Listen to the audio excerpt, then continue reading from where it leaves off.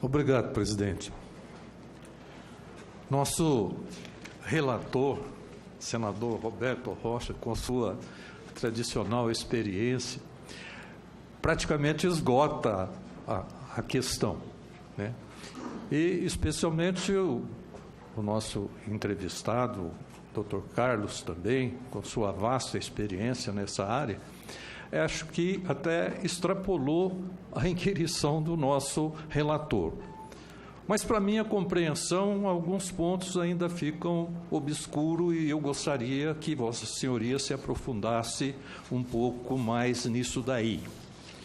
Eu ouvi do nosso convidado do Tribunal de Contas ele afirmar aqui que havia, sim, uma ingerência do Ministério da Fazenda através da Câmara de Comércio Exterior, a CAMEX, da Secretaria de Assuntos Internacionais, do Ministério da Fazenda, a CENIF, MF, e Agência Brasileira Gestora de Fundos Garantidores e Garantias S.A., na concessão desses financiamentos, que dali saíam, eu entendi assim, que dali saiu uma autorização para o Comitê de Enquadramento de Crédito e Mercado de Capitais do BNDES. Isso, no meu ponto de vista, indica que esse comitê perde bastante da sua autonomia nessas decisões, quando um órgão superior já direciona o que ele deve fazer, né? Eu gostaria que Vossa Senhoria se aprofundasse um pouco nessa questão para mim entender um pouquinho melhor, né? Eu acho até que isso cria uma dificuldade para os gestores do próprio banco, não é? Quando há uma ingerência dessa forma do Ministério, de um órgão ligado ao Ministério, e, no meu ponto de vista, isso pode até comprometer a atuação do banco. Isso é uma das questões que eu gostaria de ver esclarecida. Uma outra questão, eu gostaria, se essa estratégia que leva a BNDES Par a atuar entrando no capital das empresas, se isso traz benefícios realmente para o nosso país, para o banco e para o país, né? Porque o mercado de ações, como Vossa Senhoria sabe, é um mercado que flutua bastante, tem hora que ganha, tem hora que perde, e não sei o que acontece no que está aí. E, com relação aos financiamentos que foram feitos para a construtora Norberto Odebrecht, para a hidrelétrica Lauca, em Angola, que somou, foram 2 empréstimos aqui, um de 146 milhões de dólares, outro no valor de 500 milhões de dólares, e parece que há uma diferença entre as taxas de um financiamento e outro financiamento, que uma teria um determinado valor de juros, né? A primeira, uma taxa fixa de 3,81 e a segunda, uma taxa fixa de 3,70, que eu também não entendi porque uma diferença entre uma e outra, se era para a mesma empresa, para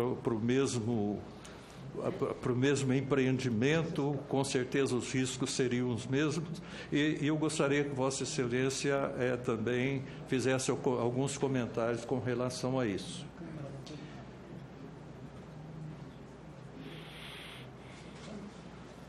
Tem aqui também uma questão do Acórdão 3011-2015 do plenário, em que do TCU, que o mesmo tribunal alegou que tanto uma conceituada agência de risco quanto a própria equipe de análise do BNDES apontaram a aquisição da SWIFT pela JBS como um negócio de elevado risco em um contexto de crise no mercado de carne estadunidense. A despeito disso, conforme apurado no aludido acordo, não apenas a BNDES-Par adquiriu ações da JBS para propiciar a incorporação da gigante americana, como também fez pagando ágio de, no mínimo, 6,53%, considerando a série histórica mais favorável à precificação das ações do grupo. Teria sido a equipe técnica da sua diretoria que emitiu o alerta? E por que, mesmo com as avaliações indicando o risco elevado, foram as ações valorizadas na hora da compra? Uma outra questão é que, recentemente, o banco se viu às voltas com operações que envolvem empresas que denotaram alto risco financeiro ou moral.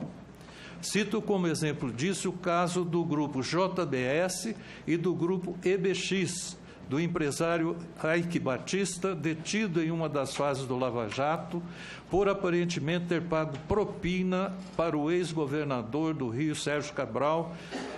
Como é sabido, Joesley e Wesley não tiveram o mesmo fim em razão do acordo de colaboração que firmaram com o Parquet. Tem-se levantado que os instrumentos de fomento têm sido parcialmente utilizados para gerar funding e reduzir o custo de transações para acessos não republicanos a instâncias decisórias.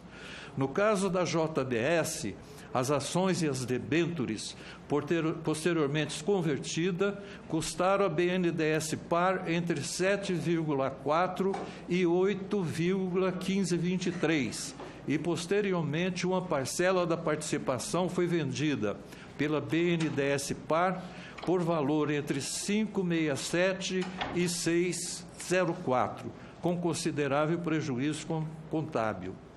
Dito isso, indago: o que justificaria a compra dos papéis na alta e a venda na baixa? O mesmo ocorreu com relação ao grupo EBX? Na oportunidade, requeiro o encaminhamento a essa CPI, relatório contendo valores individuais e globais das ações e debêntures compradas e vendidas separadas por empresa e por datas, referente às operações que ensejaram a internacionalizações de companhias nacionais objeto de apuração. E a última, senhor Dr. Carlos, o senhor reconhece nos regulamentos internos do BNDES vedação à participação societária em empresa sediada no exterior, como foi o caso da JBS USA e Pilgrims.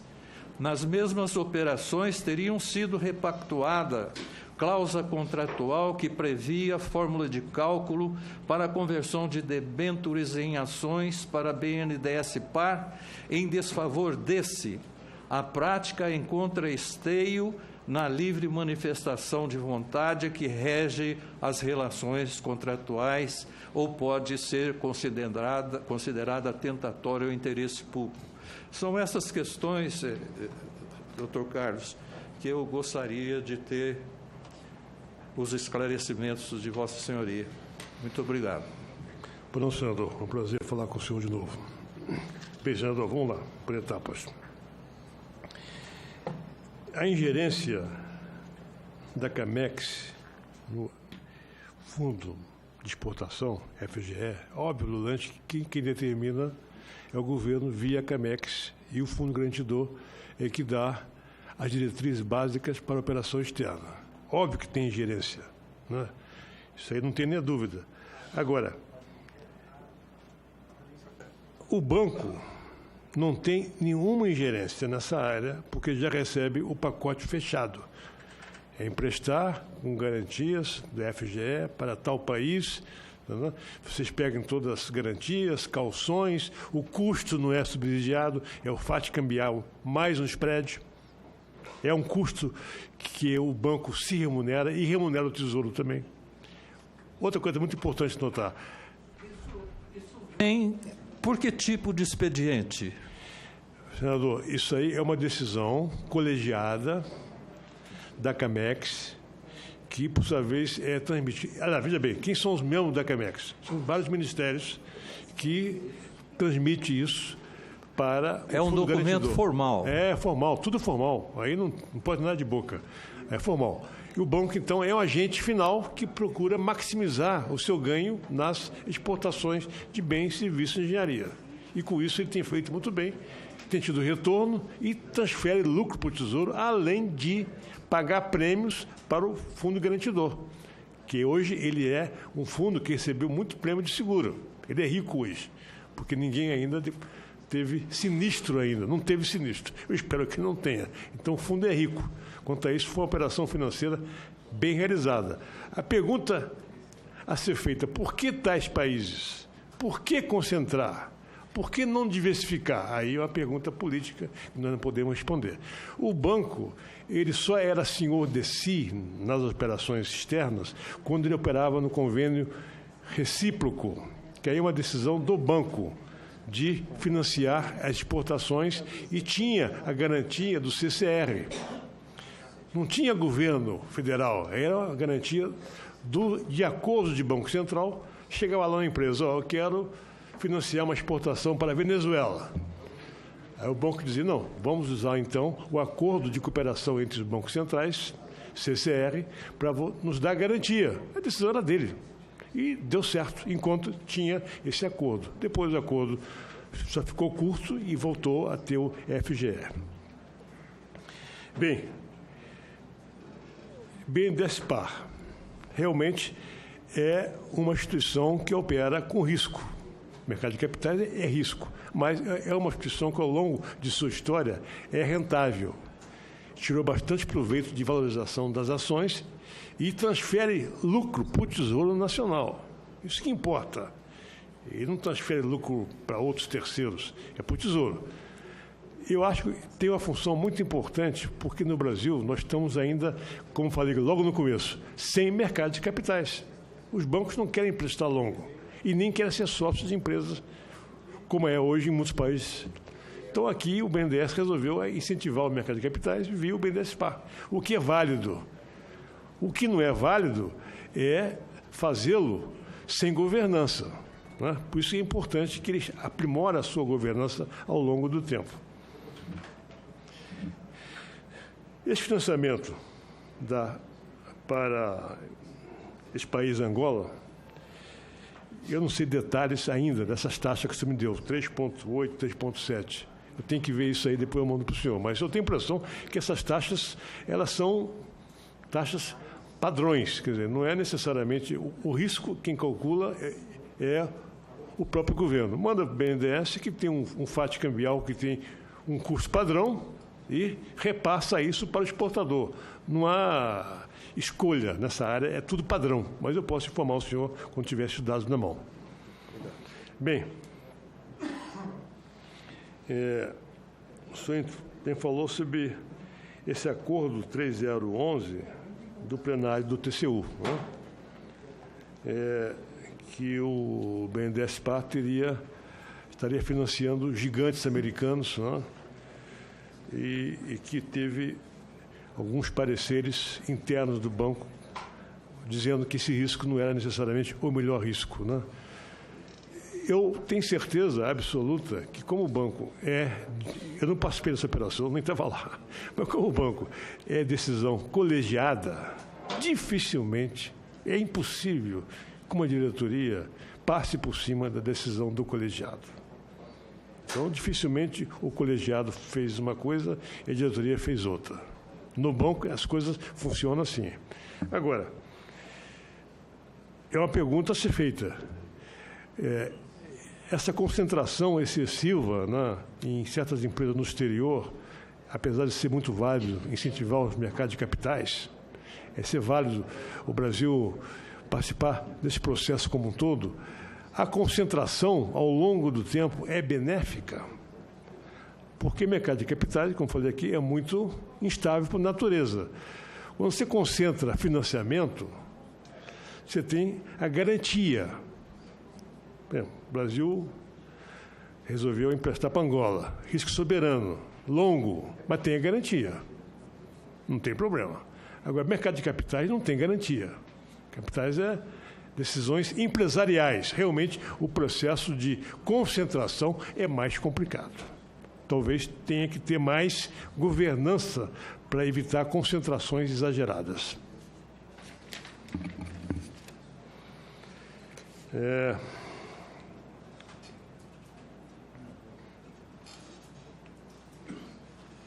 Empresas de alto risco moral, JBS e ABX. É óbvio que quando o BNDES resolveu participar dessas empresas, não sabia que o risco moral era tão alto assim. Né? Olhando para trás, ele hoje não teria feito isso, tem certeza absoluta. Mas naquela época que foi feita, não era necessariamente isso que estava acontecendo hoje. Volto a falar, entrar como sócio é uma coisa, emprestar é outra.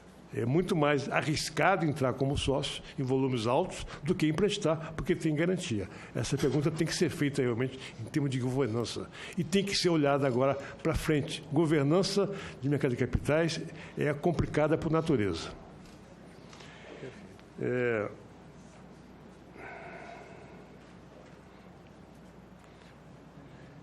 Já mais alguma pergunta, que eu estou meio perdido aqui. Sim, falta apenas uma explicação a respeito do valor entre a compra das ações e a venda das ações com um prejuízo. Pelo que eu saiba, eu estou acompanhando agora, que estou há pouco tempo, pelo que eu saiba, esse processo de ágio, quando o BNDES ele resolve entrar numa empresa, a fixação do preço da ação é uma decisão empresarial. Ele faz o cálculo chamado de valuation, que é ele usa o fluxo de caixa futuro e desconta. Na valuation é que ele vê quanto é que vale a empresa. Não é aquele valor que dá o sócio da empresa, nem que está cotado no mercado de capitais. É um cálculo matemático, estatístico, atuarial, valuation. E a valuation é que o banco usa para determinar se vai vender ou se vai comprar. Então, eu tenho certeza absoluta que não teve nenhuma decisão puramente porque a ação está muito alta ou está muito baixa. Ele compara isso com a valuation da empresa e toma um processo decisório. Não tem nenhuma interferência de preço de mercado, e sim uma interferência técnica, que inclusive são dados transparentes e abertos. Quem quiser. Decisão exclusivamente interna. Interna. Sem ingerência. Não, nenhuma ingerência, porque primeiramente que passa por vários comitês, né, senador? Perfeito. Não tem como ter ingerência.